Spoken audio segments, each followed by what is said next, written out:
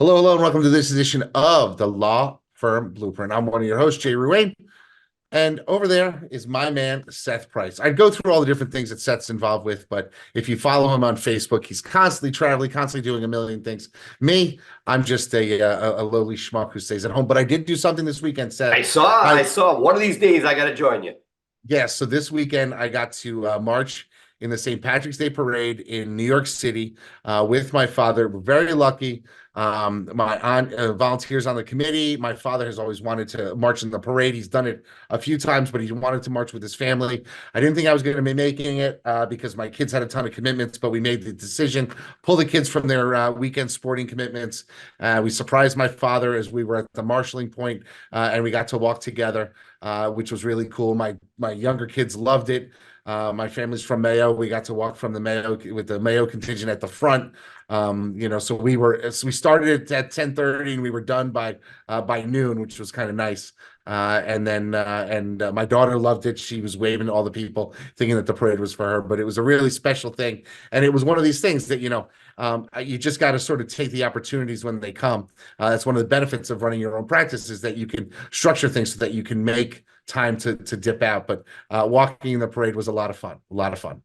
That's awesome. I grew up in New York and remember Ed Koch leading, being front and center. And it was like the one day where everybody felt like they were Irish. Yes, absolutely. It's a lot of fun. I didn't get to go to some of the other festivities that I normally did.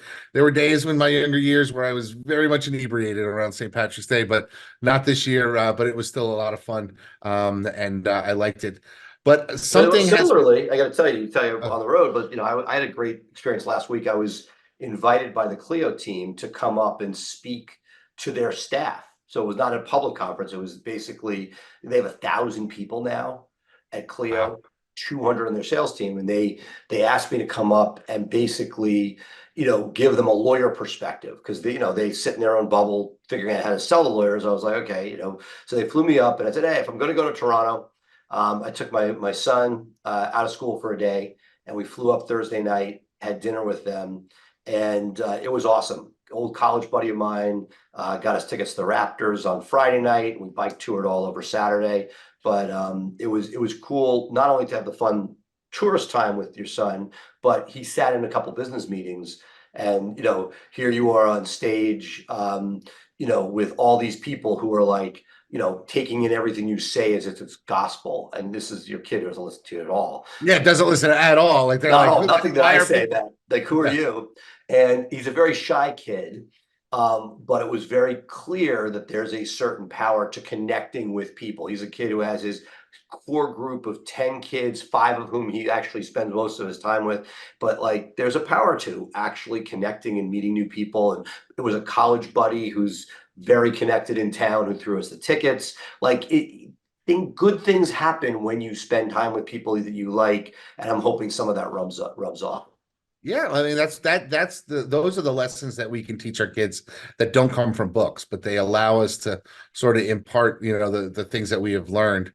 And I want to talk about something that you've learned because you're further along in the process than I am. And I thought it'd be a good topic for us to discuss today. And it's really something that, we're starting to identify areas in our firm where we have traditionally outsourced. I mean, for a while, I outsourced. For example, my bookkeeping was over in India, and that was very popular in our group for a while. And then I outsourced it, but I stayed in the United States. And now I'm at a point where I'm thinking maybe I should just have somebody in the office full time doing our bookkeeping, even though it's very working with our vendor. But with the vendor costs have gone to a place where I think I could get somebody in house for the same price. And if I have somebody here in the next office, it makes it a lot easier than not. Same thing when it comes to marketing, and obviously you've got an interest in it because people do outsource their marketing to BluShark, but not all of their marketing. There's other stuff that they do internally. And and And and, so and we the, look occasionally clients who love it, who are me. They go on and do it themselves. right, And some do exactly. it and then throw their hands up and come back, and some are like, yeah, I love it, and I do it, and it goes both ways. So Yeah, I all of mean, this, no, you know me, I love doing the marketing. I love, testing things out and trying things out. And I think being a smaller shop, but having a core group of people. I mean, for us, we brought in a videographer 2 years ago. It's been one of the best things that we've ever done. I just came from a lunch meeting with my whole office. He was there filming it and creating, assets that we can have down the line. I mean, we're producing anywhere between 5 and 10 videos a week That's awesome. in our Well, office. speaking of that, we had a great day. So the day that I left for Toronto was Pi Day, and Price Benowitz's core values, which I'm very excited about. For years, I've seen a lot of people in our extended circle have core values on their wall, and I'm like, what relevance this has to their operation? These are people that might have turnover every 6 months. They may have maniacal owners, but we settled on passion, integrity, and excellence, Pi, and really have gone deep, and our executive team has done a great job of integrating. We interview with it, we hire with it, we fire with it, we live it. And for Pi Day, they went all out, right? Okay, so I got to ask a question now to make a little bit of a joke. How do you fire somebody excellently? Because I want to know that script. Meaning You're fired. Do you do the whole Trump? You're fired. Do you say we're not? No, it's a little bit of a sore subject, because look, nobody likes to do that, but Right. when you do it, it is clear to everybody why you are doing it. So I mean, Right. yes, it is not a fun process, it is not a good thing, but if somebody is not hitting your core values, they will do well somewhere else, but they may not do well in your shop. Right. Right. And so if you have somebody who is not passionate or does not display integrity or is not excellent, those are things that everybody sees. And so when there's a lack of integrity, or if somebody really isn't very expert at what they're doing, it makes for a much more clear case, because not only when somebody leaves the team, and I try to stay, I don't love the family analogy, I like the team analogy better. You want to make sure that people, very often because of the litigious world we live in, we don't talk a lot about why somebody is not there. And I think that people very much more clearly can see and know that if they believe that you're doing it based on that, that their job is not in jeopardy, which is very often the issue when you let somebody go. Yeah, I mean that's I think if you are going to be letting people go, I think you need to somewhat have an open dialogue and be able to express to the people this is why they are no longer with us. But if you speak to a Dan Schwartz or other excellent people, there's a risk to it. There's a cost to Well, everything. there's a way to do that and not Yes. say this person failed in this aspect. But there's, you have a meeting, normally what we do, we have a meet after we dismiss somebody from a particular pod, we have a meeting saying that this obviously was a decision for the betterment of the pod. Here are the things that we value. This is why we want to work on these things going forward. And it sort of sets the tone that, hey, this person didn't live up to the things that we value as a team, as an office. And so I think, the writing's on the wall without you having to say they failed this, that, and the other thing. No, look, in every case, I very rarely, I wish that we were a fire fast. We are not. I know people will respectfully disagree, but when we finally let somebody go, they might be like, why am I not on a PIP? It's because we kicked the can for a year when we shouldn't have. Right. And I mean, I'll be honest with you, I've never found anybody who's ever had a successful performance. Right, and that it's a double edged, right. So, and again, it may not be a formal written PIP, although we've done those in the past. It is very often, if what I am finding in general, and I've never always get into trouble when I talk about these types of things here, is that when the time to manage takes longer than the time to do the job, there's an intersection, and those things, there's a cost and an expense at the management level. We talk a lot about mid-level managers and managers. The reason you have them there is to scale your business. But if their time is being focused on a single person, that can, that to me, and I wish there's some people who have amazing talent sets. And there's some people that need their own business, and there's some people that would be great freelancers and just freelance. But the question is, when you want to work within another organization, it's like joining any group. We've seen them. There have been groups in the legal greater community that weren't for us, and you find a new home. Like you Right. can you either make it your own, but if it turns out that the people who are holding the cards, your employer, or in the case somebody who's running an organization, don't align with what you believe or your core values or whatever it is, you have a choice. And life's a lot easier when you're not hanging out and butting heads, but rather, Yeah. I mean, finding a place that is right for you. I mean, we cut our teeth early on in dealing with meeting at national DUI college events, and there came a point where another organization was created out from under that because they were not allowing people to assume some positions of leadership, and they said, it's the same topics over and over. We want new topics, and so this splinter group started it, and That's it's it's not as a splinter. successful They're or two more. equal groups, actually. Yeah, and to be honest, there's a little bit of value in both. I mean, I aligned myself with the new group because those were the people that I were friendly with from the conferences. But I still show up every couple of years to one of Yeah. those other older groups because Well, I to still your have friends in credit, I think both. you're the only person that sort of has done that. That's not an easy thing. Most people, but I'll leave you. There's a joke about this guy, Jewish guy, is stranded on a desert island, and he's there for 25 years, and he's finally rescued. And they come to rescue him. And he says, "I want to show you around. I want to show you where I lived for 25 years." And he said, "Here's where I live, and here's my synagogue." And they're like, "What's that over there?" It's like, "Oh, that's the other synagogue, but I'd never go there." So, it is always, I think that even within any organization, church, business club, there's always a certain amount of that. But when it gets too much, that's when it's time to do things your own way. And Right, eventually and so you'll that become so big that somebody says, "This isn't right for me," and they'll move on. exactly. I've had plenty of people leave my firm thinking it's not right for them. That's just the way it is. But let's go full circle back to the topic that I wanted to talk about, and that's at what point or what factors do you start to think about when you say, I'm going to bring this in-house rather than use a vendor? Because I think a lot of people in our audience, a lot of people are like, hey, I started out, I hung a shingle, it was me and a cell phone. Then I brought in an assistant, and maybe it was a virtual assistant, and then it was maybe an in-house assistant. But there are other things like accounting, like bookkeeping, like marketing, like So operational things like running your office. At what point do you go from having an assistant who does it, but does other things to saying, okay, this is your role, this is your lane. We're going to hire you in the office to do this one thing for us. And at like, is it possible to scale to be, a mid seven figure law firm without a full-time dedicated in-office bookkeeper? Yeah, because I'm doing it. But now I'm thinking to myself, shit, I could have a bookkeeper here who's, setting up the credit card payments and I've got people who chase fees that when credit cards bounce and stuff like that. But maybe I need to have somebody here every day instead of just relying on somebody who works out of her house so I don't have to give her benefits. That's so it's to just a me, I think freelancer. you're gonna hate it. It depends.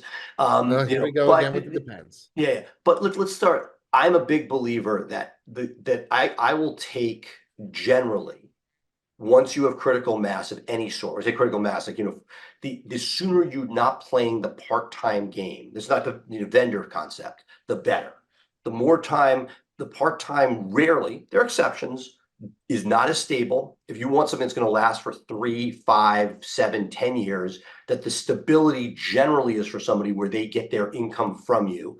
And it's not a situational thing. Kids coming home from school, then the summer is off and the kids are home. Like those are things that are fine. And there's places where you get amazing value. But I think the sooner you get to a full-time person, the better. Are there exceptions to full-time equivalents? Maybe. But what you're talking about, I think, is when there's a niche need. And bookkeeping is a great one. We ended up, at this point with the scale of our firm, I think we have 9 people in the department. We have now, I think, 5 or 6 are overseas, paying 3 people top dollar and leveraging it. I could never make the India world work. I tried what everybody else was doing, even the same groups. I couldn't get the quality that we could live with. Just didn't work for us. Or I didn't have the checks and balances to oversee what they were doing. But I would say that there are 2 different ways to evaluate it. One is when the cost of that vendor becomes the same as the full-time labor it would take to do this. So that if you're a small firm and you could get away with a Ruby or a Lex or any of those other groups where they're for a few $100, you could save a person, fine. When it comes to certain things, bookkeeping, if you can get away with 2, 3, $500 a month, that's a deal. You can't get anything else. But when your bookkeeping number starts to get to the point where it's close and you could hire a full-time person. Yeah, I mean, my bookkeeping ranges anywhere from $500 to $7,500 a month because the number of transactions. And I'm thinking, shit, for $75,000 a year, I should have somebody in-house doing it. Well, let me ask you a blunt question. What are they billing you at? Well, right now I've negotiated a flat fee I as understand, of but March they 1st. have a Yeah, number. And that's what right. I'd be curious to know. Because when you were doing it, was there a billable rate that you were getting from them? They were charging us per transaction, like $1 per transaction or So 50 it's cents. hard to reverse engineer that, right? Right. But what I would say, look, and bookkeeping is another thing that's really, really hard. So this is, people listening to this want easy answers. I think it is particularly tough because what does a bookkeeper go for in your world these days? I haven't looked at it for a while. 55 to 65,000 if Right. they're And QuickBooks certified, and right. that's the And job. this is the problem I have found. And again, years ago it was like 40 to 60. Now it's 50 to 70, let's say. I think you're going to be sadly disappointed when you see what you get for 60. That Right. anybody worth their salt, rather than working for 60, right? So 60 means what if you had, you know, if you could go out there and get 15 people to pay you $400 a month. I haven't done the math, but I assume that's decent money, right? So that, right, all of a sudden you control your own destiny and you're not and great, you have to get the people, but it doesn't take that much if you're good to fractionalize it. And so the number of people that are going to come now, it's the only good thing about this world is that it can be remote now. But I Right. have been through this game. I have tried fractional people. Over the years, both when I started Price Benowitz, got out of that game pretty quickly when I started BluShark. And what I found, it's not for the faint of heart. It is a very specific piece. One piece I'd say is that person can almost negotiate no things for you. If a bill comes in and you want to pay less, you better do it. It's not in the skill set of 95% of bookkeepers, and that it is really hit or miss. So these are the things I hate about having an in-house bookkeeper, is that if that one person is to leave, you're devastated. Right. Versus when you use a service, it's somebody else's problem to sort of stack the people back into your place. That's not nothing. One of That's the worst, huge, one of the worst especially in the calls I modern got from economy. I was heading on vacation. We lost our bookkeeper, and Dave is sitting there and he is interviewing somebody who has a felony record for armed robbery. They were the getaway car like 10, 15 years before. That's who we were about to hire. I mean, there was a bunch of other reasons we wouldn't have wanted to do it. But my point is, that's not, if that blew up and I told the story to you, you'd be like, what'd you do? Right. Yeah. So my point is, like, we ended up with the woman who's now with us over 10 years, who's amazing and is now our controller, and we're having a great run. But it is, so I would argue that is one of those places that if you're really at 5 to 7, which means let's take an average of 6, you're at 72,000, no payroll tax, no benefits, no nothing, and you're going to hire a full-time person, you may be better off the way you are. It's That's the conversation I wanted to have, because these are the types of things that you need to think about as you grow and you scale. What are you going to in-house first? Where are you going to, I mean, is it going to, yeah, there's some convenience factor to having a person sitting in the next room, but a lot of these roles, bookkeeping can be something that's done remotely. and if you get Do the you right really need person, them? can you get that? Because the right person full-time, that's a lot of hours. You can do a lot of Right. damage with that, right? And it depends what your deal is. I mean, there are a lot of fractional groups that want to charge you like $80 an hour for the bookkeeping. So there is an intersection. It's $1.60 if it was full-time.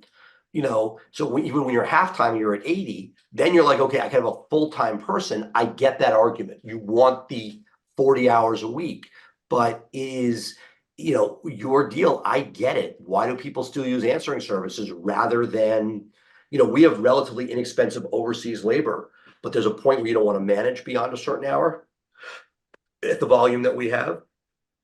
I think we have like 7 to 9 are our hours, Monday through Friday, and that's, with weekend plus weekends. And we made a decision. I'd rather fractionalize, even though it's a slightly lesser quality, that middle of the night stuff. I don't want to deal with that extra person.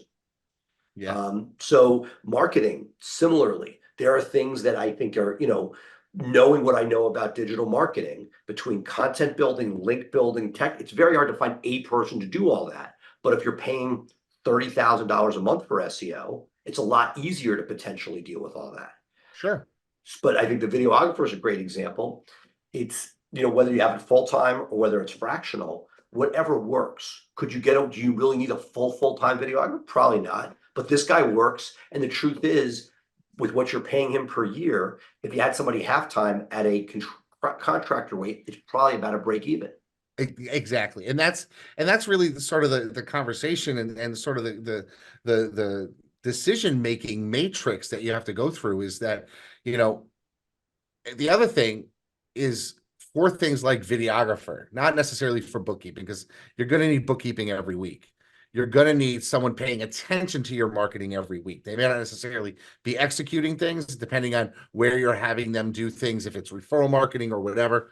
But for someone like photographer, the fact that we have him means that stuff gets done that would otherwise be, okay, let's wait till we have enough that we can bring somebody in and it can get done. I'm living that right now. I go back and forth. I hired the wrong videographer a number of years ago. It was bring the right guy in. He does some shoots, but then it languishes. And you have to think,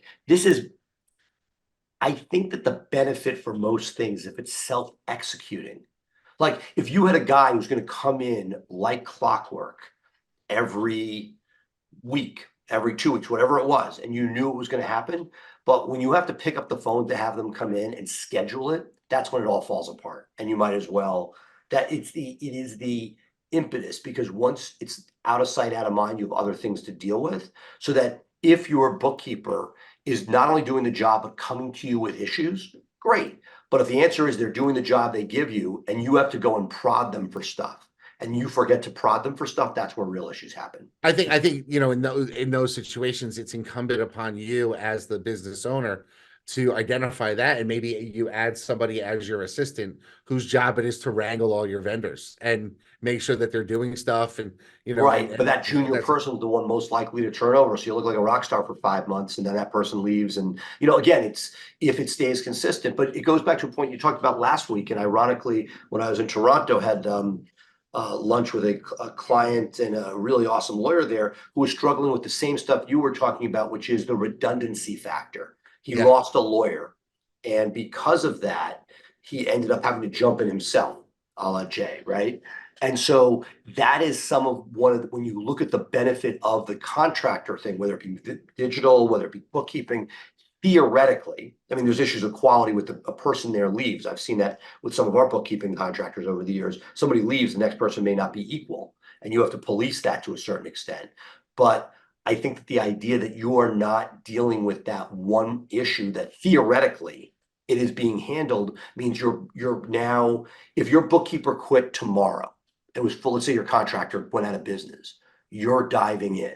Much less likely that's going to happen. But a W-2 bookkeeper, if you're paying them 60, the odds of them being there in 2 years is negligible. 1 year is not even that great. And so the idea that you're able to, for a modest premium, I'm making this up, 60, which is not much with taxes and benefits, if you can get what you need fully for essentially 72 in and out, plus you get miles if they take credit cards, that if all of that can be done, it's one less thing that Jay may be parachuting into. Right. And I'll tell you right now, if I had to deal with the books, it would be just a terrible thing, because it's one of the things that I got rid of first, because I hate that part of the business part of this thing. And that's another thing that you need to identify, I think, what it is that you don't mind jumping into. Like, I don't mind jumping in to cover some stuff at the courthouse. I get out there, I get seen, I see some old friends, that type of thing. And maybe it doesn't turn into business this week, but people still see out and about. And so that could turn into something, long term. That's just who I am. Right. So I don't mind jumping into those situations, but I would hate jumping into having to balance the books and issue the checks and pay the bills. To be honest, if it's not on auto pay, with me, it's not getting done. It's like the last thing.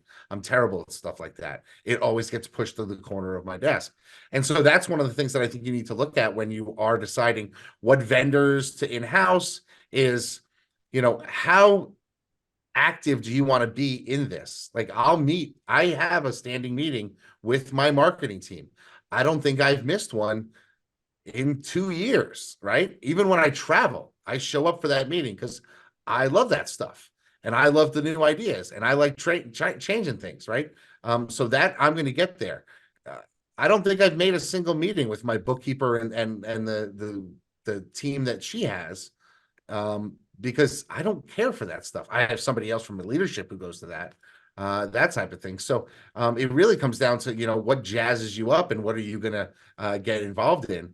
Because look, the truth is that as a law entrepreneur, we get pulled in a million directions, and you will put up less resistance to the directions of things that you love or at least like. And so I'd rather get pulled towards the things that I like than getting forced to stay with the stuff that I dislike. It's just for a quality of life perspective. That's the way I seem to approach it. So, for stuff like accounting, yes, it may be right that I can outsource it or I can bring it in-house for about the same costs and some convenience factor. Certainly having somebody in the next room would be there, but let's face facts, they probably wouldn't be there every day. And they probably wouldn't be there when I had questions at 2 o'clock in the morning, because that's when I slack out the craziest questions to my team. Marketing, I started early bringing in somebody for marketing. I've had her now for a decade plus, and we've grown that department, and I love being able to be nimble in that respect. So And look, and I think so. The answer is you hate the defense answer, but it has to do with who the person is, where they're at, and if you have that potential rock star. Because when the employee works and is great, it's awesome. And if somebody is flaky, you're like bidding yourself up. But I would also say that managing, just because you call it quote unquote a vendor is no different, that you're still figuring out the idiosyncrasies of that. When somebody within the vendor group leaves, are you getting what you need? And keeping your eyes open. To me, it is a tool. I like it in a way better than the part-time, assuming that the vendor, but there are vendors that, and taking out of the marketing space, I see it in the financial accounting space, where it's a flat fee with layered. And that theory is awesome, but I think that like, I want somebody who's solving my problem. I know they have to have a viable business model to stay in business, but I don't like it where it is you're doing a formula because it's their business model, not necessarily the best way to deliver you services. Meaning, if you don't need a lot of time, should you be paying a flat fee for certain things? And some stuff comes out in the wash, and some stuff is just not going to be anybody's worth their while. But like my CPA, he bills me by the hour. And when I have more work, it's more. When I have less work, it's less. There are people that have tried the flat fee model there. It just makes me very nervous. Because yes. at the end of the day, it generally never benefits. Like when you negotiate something and you cap it, like on a criminal defense case, if it goes over it, you're screwed. And it rarely goes under. Make that as an example. Right. And knowing that you almost have to understand what their business model is and what is the hamburger helper. So you get the relationship person at the top for an hour, but who's actually doing the work, because that's going to drive the quality of what happens. So let me ask you this. Okay, so let's talk about some of the stuff that gets most commonly outsourced to a vendor in our industry. So you've got reception and answering services, Right. right? That gets done a lot. You've got And it's a curve. I apologize. It's a curve, right? You start cheap, cheap, cheap, gets more right. expensive. You're like, okay, full-time person, but you still need the overflow. So then your bill comes down, and that sort of vendor management. When is the right time? And you may never get rid of it, but you may go down to that smaller piece as you bring on talent. Sorry. So you've got reception and intake. I guess we can put them into Intake one. is the one where Well, I'm talking about people who have one, that are solo or I understand, but there's a firm. distinction. And I think it's important. Intake, and I've sort of developed it myself recently, which is you need somebody for instant gratification, can pre-sell the firm. Who's going to close? And that's what I was sort of making the distinction on, right? Okay. Because if some people are going to say, oh, I'm outsourcing the person who's, no, they're getting a message to you. And I wanted to be clear that this is not a closer. because the odds of a third party closing for you are very, very low. Yeah, I mean, I would not put the close. I would assume for the most part of the people in our audience, the lawyer is still doing the closing. But just So confirming that, because there are groups like Alert and others that will theoretically sign people overnight. I think it's a pipe dream for most people here. I really do, and I mean, I know in the criminal space, people want to talk to the lawyer that or a lawyer in their market. So we've got reception, intake, we've got bookkeeping, which is traditionally outsourced, and we're talking, maybe paying even slightly above salary at market is still worthwhile to have a vendor. You've got, what else do we have? We have marketing, right? A lot of people outsource their marketing. I think there's a Well, and problem, the pieces of the marketing, right? Because right? let's talk about it. There are pieces that I'm a big fan of outsourcing, right? I mean, I built BluSharks. I didn't see somebody doing it, but the odds of a person keeping and maintaining the skill sets needed for advanced stuff, not that high. But let's talk about social for a second. You've danced around that space. You can check the box with a vendor, right? Mhm. But if you really, there are pieces where if you want it to pop, generally Ruane has to be center stage in some form or fashion.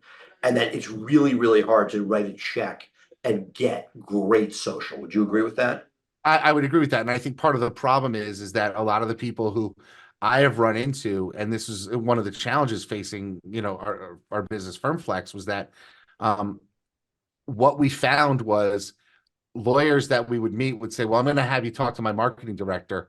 And it was their receptionist who also was in charge of their marketing, whose job it was just to post something on social media every day. And I was like, this is not a strategy, just haphazardly doing it. You need to put some money behind social, just like anything else. Organic posting is not going to do it, but there are strategies for your posting on social with paid social that can really escalate the game. It's funny. I had somebody recently reach out to me who started doing what we call in FirmFlex the hometown hack. And they said that now that they've been running it for 3 years, they're seeing people mention that in their intakes. And I'm like, yeah, and they're like, dude, we're running it for $1 a day. We are now $1,000 into this campaign, and we can now say that we've gotten 5 or 6 clients since January 1 who've mentioned that.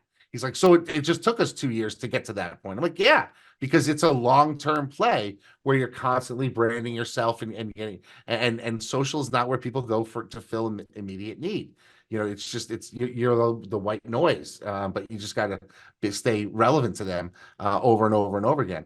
And that's part of the problem, is that people sort of approach things with a misunderstanding of how it's going to work.